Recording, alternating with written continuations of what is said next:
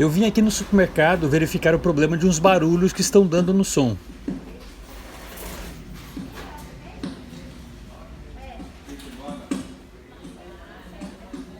Esses puffs, ó, fica dando puff, puff. Pelo teste que eu fiz, basta trocar o potenciômetro para resolver o problema. Potenciômetro desgastado ou potenciômetro com sujeira oxidado.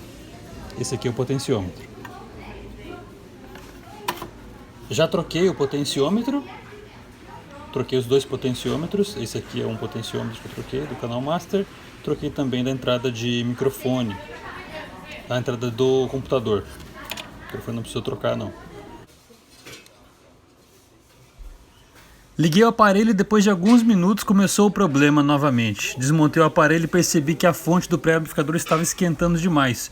Chegou até a romper as trilhas. Na loja mesmo eu já fiz o reparo das trilhas.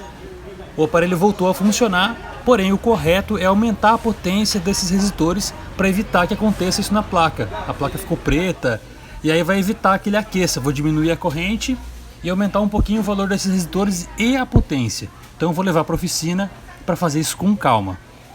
Ei, alô, som, pronto, agora está finalizado. Realmente o problema era no resistor da fonte do pré-amplificador.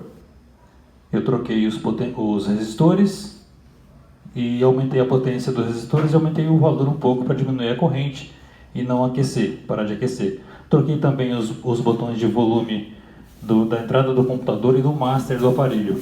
Agora o problema resolvido, o aparelho vai ficar em teste à tarde e depois vou levar para a loja.